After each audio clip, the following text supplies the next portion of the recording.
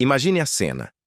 Um Ferdinand Porsche, já envelhecido, sozinho em seu modesto estúdio, o zumbido distante de motores mal chegando aos seus ouvidos. Décadas de brilhantismo sulcam seu rosto, mas esta noite, seu olhar se perde em um momento sobre o qual raramente falava, o dia em que se afastou da Mercedes. Por anos, Porsche guardou silêncio sobre sua saída de uma das mais prestigiadas gigantes automobilísticas do mundo. Mas pouco antes de sua morte, ele quebrou esse silêncio.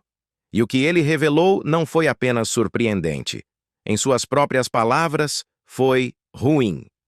Esta é uma história de gênio colidindo com muros corporativos, de sonhos transformados em frustração silenciosa e de uma decisão que mudou a história automotiva para sempre. Os primeiros lampejos de um visionário. Na tranquila vila de Maffersdorf, em 1875, poucos teriam adivinhado que o filho de um humilde funileiro se tornaria uma das mentes automotivas mais audaciosas da Europa. Mas desde muito jovem, a fascinação de Ferdinand Porsche pela engenharia era evidente. Mesmo adolescente, ele passava inúmeras noites experimentando com eletricidade na oficina de seu pai, conectando baterias improvisadas, estudando o efeito da energia nos motores e, ocasionalmente, queimando os fusíveis da família no processo. Ferdinand não recebeu uma formação formal no sentido tradicional. Em vez disso, aprendeu por conta própria através da observação, da implacável tentativa e erro, e de um senso instintivo de como as coisas deveriam funcionar. Essa mistura de curiosidade inata e persistência obstinada logo o diferenciou. Enquanto muitos jovens de sua idade se conformavam em seguir o caminho seguro, Porsche sonhava mais alto, projetar máquinas ainda não imaginadas e fazê-lo melhor do que ninguém. O primeiro brilho da genialidade. Aos 20 e poucos anos, seu talento já havia chamado a atenção dos círculos automotivos de Viena. Foi aqui, trabalhando para a pioneira empresa Lohner, que ele revelou seu primeiro grande avanço, o automóvel elétrico Lohner Porsche, de 1900. Seu design radical apresentava motores elétricos dentro dos cubos das rodas, uma ideia que impressionou o público na exposição de Paris. Embora pesado e limitado pela tecnologia de baterias de sua época, o carro foi uma declaração de intenções. Ferdinand Porsche não tinha medo de questionar as convenções. Este projeto chamou a atenção em toda a Europa. Mas o que mais impressionou as pessoas não foi apenas a inovação em si, mas a incansável busca de Ferdinand pela perfeição. Aqueles que trabalharam ao lado dele falavam de um homem que podia ver falhas invisíveis para outros, uma vibração em alta velocidade, um desequilíbrio na distribuição do peso ou um posicionamento desconfortável das engrenagens. Sua atenção a esses detalhes tornou-se lendária, assim como sua paciência para testar e refinar até que o menor defeito fosse eliminado. A era Mercedes. Glória e desencanto. Com o passar dos anos, a reputação de Porsche como engenheiro visionário só cresceu. As empresas o procuravam, ansiosas para ter suas ideias em suas pranchetas. E entre elas, uma mudaria sua vida para sempre. A Mercedes. Em meados da década de 1920, a reputação de Ferdinand Porsche como um inovador destemido havia chegado às salas de reunião de um dos nomes automotivos mais prestigiados da Europa, a Daimler Motoren Gesellschaft, que mais tarde se fundiria para se tornar a Mercedes-Benz. Para Porsche, isso era mais do que um emprego.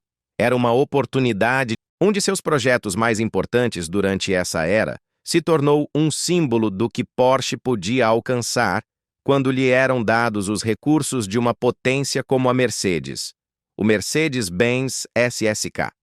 Este elegante carro esportivo Supercharger ganhou vida com uma ferocidade que emocionou pilotos e aterrorizou concorrentes. Com seu chassi baixo e sua postura agressiva, o SSK não apenas vencia corridas. Ele encarnava uma filosofia que Porsche havia defendido silenciosamente por anos: que a engenharia não deve apenas seguir a forma, mas guiá-la. Sob sua influência, a equipe de corrida da Mercedes alcançou um sucesso notável nos circuitos europeus. Vitória após vitória, trouxe glória não apenas para a marca, mas também para o próprio Porsche. Por um breve momento, parecia uma combinação perfeita. Um designer visionário emparelhado com uma empresa capaz de transformar a visão em metal, borracha e cavalos de força rugindo. No entanto, nos bastidores, as tensões começavam a surgir silenciosamente. Os padrões inabaláveis de Porsche às vezes colidiam com a estratégia comercial conservadora da Daimler, onde a diretoria priorizava designs testados e evolução cautelosa. Porsche via uma oportunidade no risco e em redesenhos radicais. A batalha final de Ferdinand Porsche. A insistência de Ferdinand Porsche em ir além, buscando materiais mais leves, motores de maior compressão e ousados experimentos aerodinâmicos, muitas vezes o levava a discussões noturnas com seus colegas engenheiros e executivos cautelosos. O problema mais profundo, no entanto, não era apenas técnico, era cultural. Na Mercedes, o design era um esforço de equipe, com ideias filtradas através de comitês e aprovações da gerência. Porsche, em contraste, favorecia uma abordagem mais direta e prática. Ele acreditava que as decisões ousadas deveriam vir daqueles que entendiam o carro intimamente, não de salas de reunião distantes calculando custos e prazos. Sua paixão era admirada, até invejada, mas também podia inquietar colegas acostumados a um processo mais tranquilo e previsível. Alguns reclamavam em voz baixa que o implacável impulso de Porsche ofuscava o trabalho em equipe. Outros o defendiam, dizendo que sem tal obsessão, os verdadeiros avanços nunca poderiam acontecer. Lentamente, sutis rachaduras começaram a aparecer. Os projetos que Porsche propunha às vezes eram atrasados ou diluídos pelas preocupações da gerência. Inovações que poderiam ter revolucionado a linha de produtos ficavam na prancheta. Cada concessão pesava sobre ele, somando-se a uma frustração tácita que cresceu com o tempo até que não pôde mais ser contida. Choque criativo. No cerne da eventual ruptura de Ferdinand Porsche com a Mercedes, não houve escândalo nem traição pessoal. Foi um conflito lento, uma combustão interna que toda mente criativa conhece muito bem. A visão colidindo com a cautela. Porsche havia construído sua reputação como um engenheiro que não temia questionar o que outros consideravam bom o suficiente. Seja desenhando novos designs de motores nas altas horas da noite ou ajustando sistemas de suspensão para um manuseio mais suave, ele não se contentava em simplesmente melhorar o design do ano anterior em pequenas porcentagens. Ele queria dar um salto à frente. Mas a Mercedes, naqueles anos, estava passando de um espírito pioneiro de startup para algo mais estabelecido, previsível e cuidadoso. Com a crescente reputação global da empresa, os gerentes se tornaram cautelosos diante dos riscos ousados que poderiam colocar em perigo os cronogramas de produção ou a confiança do mercado. Nas reuniões, as ideias de Porsche, radicais e muitas vezes caras, colidiam com a cautela da sala de reunião.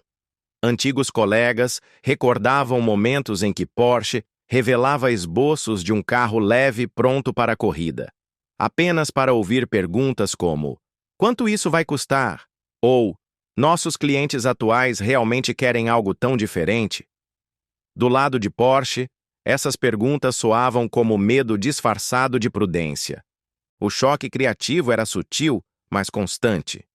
Tomemos, por exemplo, a insistência de Porsche em formas aerodinâmicas estilizadas, inspiradas nas pesquisas emergentes em túneis de vento. Em um momento em que a maioria dos carros de estrada ainda eram quadrados e eretos, ele imaginava silhuetas elegantes que pudessem cortar o ar. No entanto, esses designs exigiam investimento em novos métodos de produção e eram considerados muito radicais para a imagem conservadora da marca. O projeto foi reduzido e Porsche viu que poderia ter sido um carro histórico se tornar apenas mais uma atualização incremental. Ou a fricção sobre os motores. Porsche preferia motores menores e de altas rotações com truques de engenharia inteligentes para produzir um desempenho impressionante. A gerência muitas vezes preferia motores maiores e comprovados, que se alinhavam com o que os compradores de luxo esperavam. Para Porsche, parecia uma oportunidade perdida de mostrar ao mundo o que a engenharia alemã realmente podia fazer. Estas não eram brigas aos gritos nos corredores. Porsche não era do tipo de gritar, mas em suas anotações em conversas tranquilas com engenheiros de confiança e em ocasionais entrevistas noturnas, percebe-se sua crescente frustração. A compreensão de que, mesmo em uma marca de renome mundial, a verdadeira liberdade criativa podia ser elusiva. O que tornava ainda mais doloroso era que Porsche não se via como um rebelde. Ele se via como a encarnação do lema da empresa sobre a excelência em engenharia. A seus olhos, não estava lutando contra a Mercedes, estava lutando por aquilo que a Mercedes poderia vir a ser. O ponto sem retorno. E, no entanto, reunião após reunião, o resultado era o mesmo. Seus designs eram suavizados, os orçamentos cortados, as datas de lançamento atrasadas. Cada pequeno compromisso poderia parecer razoável por si só, mas acumulados, eles se tornaram algo maior, a erosão constante do sonho de um designer. Com o tempo, Porsche começou a ver uma simples verdade. Enquanto ele permanecesse, o padrão se repetiria. Suas ideias continuariam a colidir com os comitês, e o que mais o entusiasmava ficaria nas pranchetas. O desejo de se libertar não foi uma decisão da noite para o dia. Construiu-se por meses e anos, cada esboço rejeitado, adicionando peso à escolha. Ele imaginava um estúdio onde as decisões pudessem ser tomadas em horas, não em semanas. Onde o design viesse em primeiro lugar e as perguntas sobre custo e imagem da marca viessem depois. Mas para conseguir isso, ele precisava deixar para trás tudo o que conhecia. Toda história de gênio criativo que abandona uma grande empresa geralmente tem um único ponto de virada. Um momento que para os de fora pode parecer comum, mas que internamente marca a linha que não pode ser cruzada. Para Ferdinand Porsche, esse momento chegou a portas fechadas, em uma reunião estratégica que mudaria silenciosamente a história do automóvel. A essa altura, Porsche havia investido anos de trabalho e reputação em um novo design audacioso, mais leve, mais rápido e mais avançado do que qualquer coisa que a Mercedes havia produzido. O adeus silencioso de um gênio. Os que estavam próximos a ele afirmam que ele chegou àquela fatídica reunião cheio de esperança, acreditando que, finalmente, a diretoria veria o que ele via. Mas a atmosfera na sala era tensa. Os executivos, com a mente nos orçamentos, riscos de mercado e imagem da marca, inclinavam-se a arquivar o projeto por completo ou diluí-lo até quase a irrelevância. Não era a primeira vez que a visão de Porsche era desafiada, mas desta vez, segundo quem falou em particular mais tarde, as palavras calaram mais fundo. Disse que alguém da diretoria sugeriu que o brilhantismo da engenharia deve aprender a servir à realidade empresarial. Para Porsche, cuja carreira inteira havia sido construída sobre a convicção de que a engenharia cria a realidade empresarial, aquilo soou como o momento em que a Mercedes se tornou oficialmente algo que ele não mais reconhecia. O que se seguiu não foi dramático. Não houve portas batendo ou discursos irados, apenas uma retirada tranquila e inconfundível. Os colegas notaram que os esboços de Porsche pararam de chegar. Sua voz nas reuniões suavizou-se, depois desvaneceu-se e, de repente, quase sem aviso, a notícia se espalhou. Ferdinand Porsche estava partindo. Para o mundo exterior, poderia ter parecido impensável. Afinal, ele havia ajudado a moldar as inovações mais admiradas da Mercedes e era considerado por muitos jovens engenheiros como a alma do departamento de design. Mas dentro da empresa, os sussurros começaram imediatamente. Não se tratava de um único carro, mas de anos de sufocamento criativo, de que Porsche era teimoso demais ou de que a empresa havia se tornado muito receosa de arriscar. Quem o conhecia melhor viu algo mais. Falavam de um homem que havia dado tudo por uma marca que respeitava, apenas para perceber que esse respeito não era mais mútuo. O que mais o doeu, ao que parece, não foi apenas a rejeição de ideias, mas a tranquila sensação de traição. A sensação de que um lugar, antes construído por engenheiros, havia sido tomado por contadores.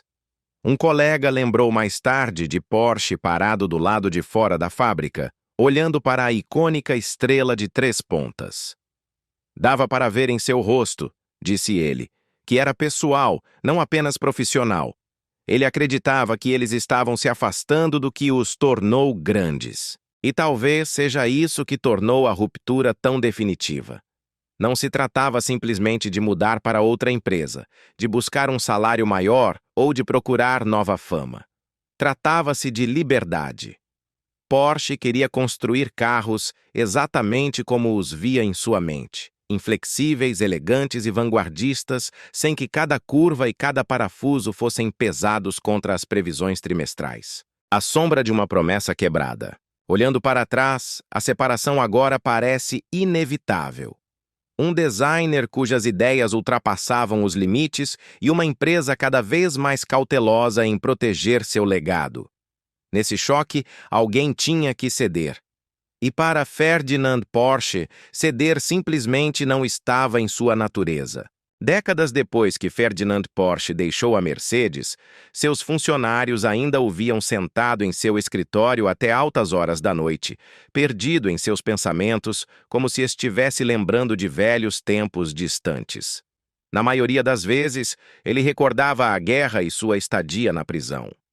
Mas às vezes, imaginava-se saindo da fábrica da Mercedes-Benz pela última vez.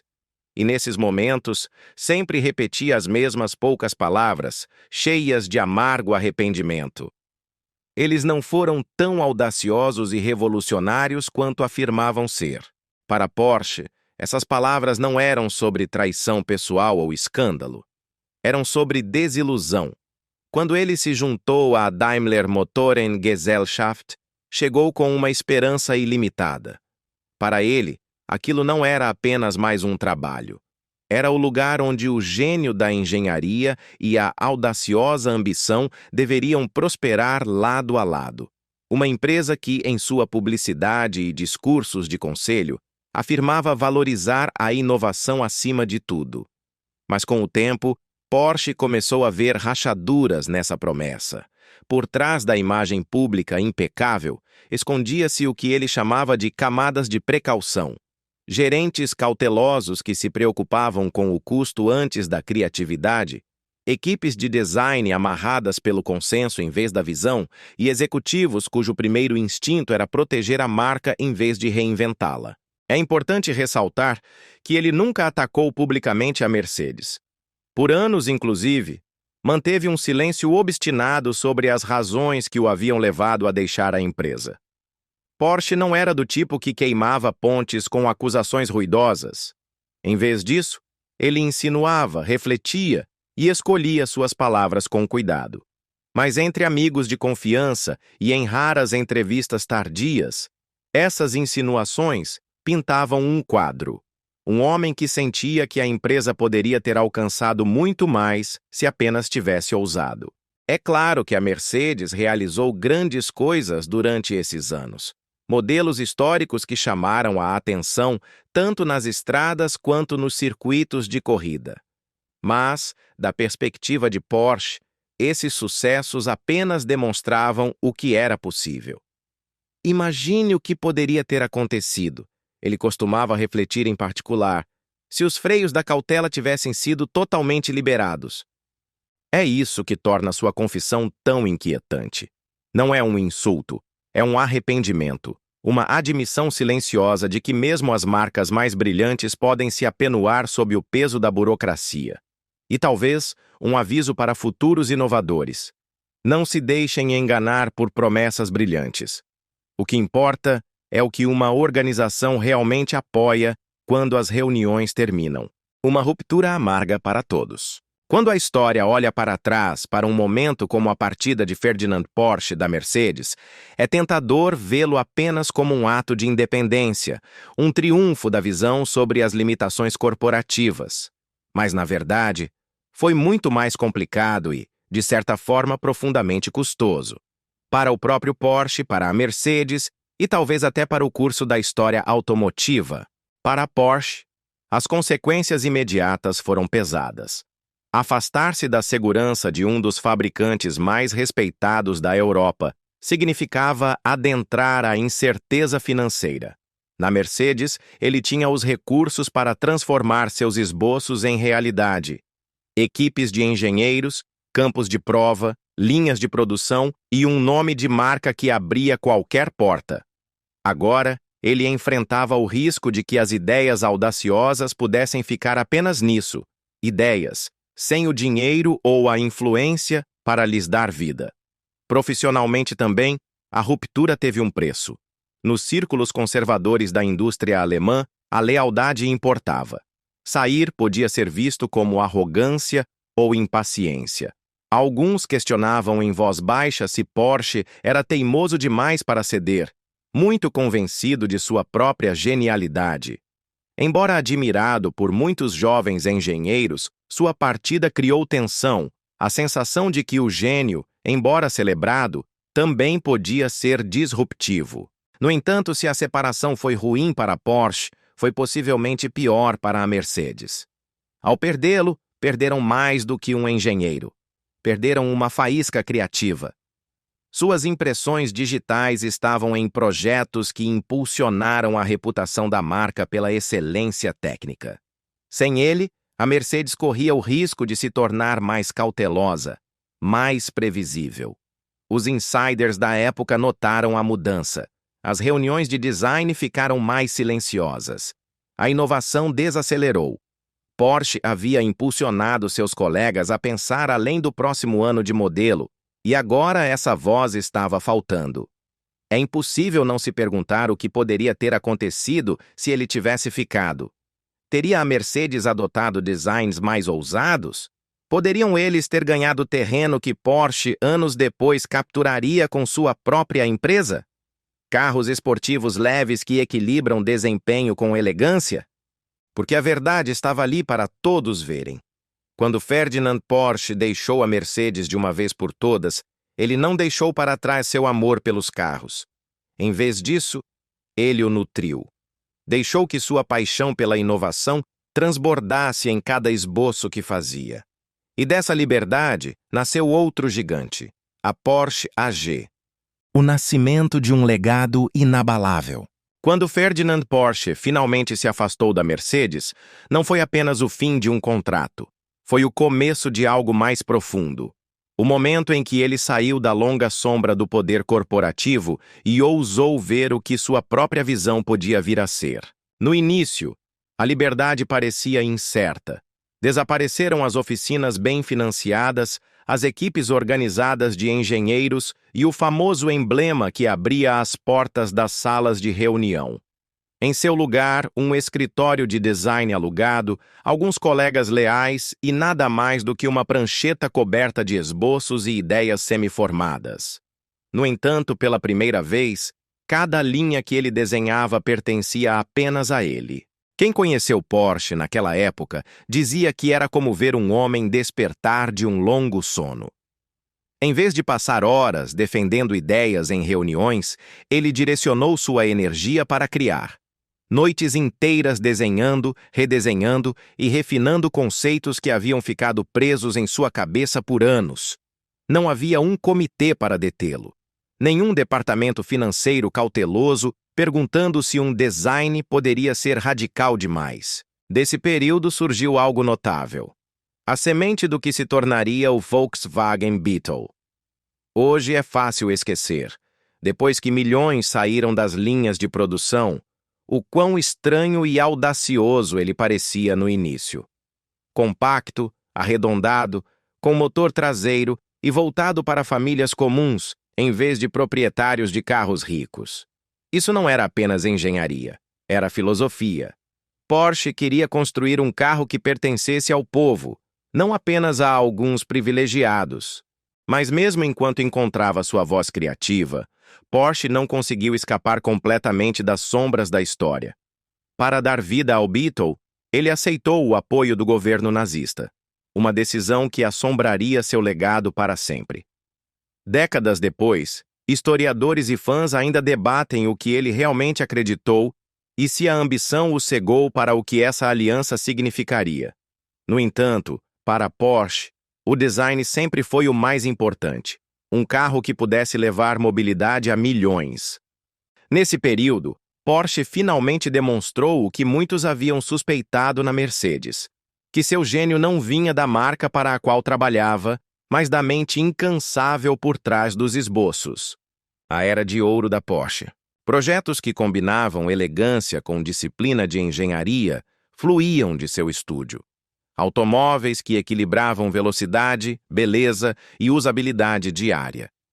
Os clientes batiam à sua porta, atraídos pelo boato de que Porsche podia tornar o impossível realidade. Seus antigos colegas na Mercedes observavam com uma mistura de respeito e arrependimento. Alguns viam a confirmação de que seu velho amigo havia estado certo o tempo todo. Muitas ideias ousadas haviam se perdido nas mesas dos comitês. Outros sussurravam que Porsche era imprudente, disposto a arriscar sua reputação em projetos radicais. Mas poucos podiam negar que algo especial estava acontecendo. Com o tempo, aquele pequeno escritório de design cresceu e se tornou a Porsche AG, uma empresa cujo nome se tornaria sinônimo de precisão, paixão e o próprio espírito da independência automotiva. E embora o próprio homem nunca tenha afirmado ter todas as respostas, aqueles que trabalharam ao seu lado falavam de um fundador que inspirava pelo exemplo, um homem que exigia excelência não apenas dos outros, mas primeiro de si mesmo, um legado que transcende o automóvel. No final de sua vida, Ferdinand Porsche havia deixado uma marca mais profunda do que qualquer modelo de carro individual. Ele demonstrou que afastar-se do poder e do prestígio às vezes pode abrir portas para algo maior, a oportunidade de construir sem compromissos. Ao fazer isso, ele deu ao mundo automóveis que eram mais do que máquinas, eram declarações de convicções, nascidas de uma visão muito grande para ser confinada a uma sala de reunião corporativa. E talvez seja isso o que realmente significou encontrar sua própria voz. Não buscar aplausos ou segurança, mas ousar ver até onde uma imaginação pura e sem concessões poderia chegar. Décadas depois, quando Porsche finalmente refletiu publicamente sobre sua ruptura com a Mercedes, suas palavras não foram amargas.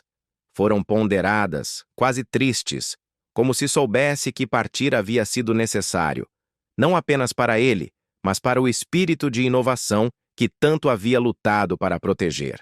Por isso, suas palavras continuam importantes hoje.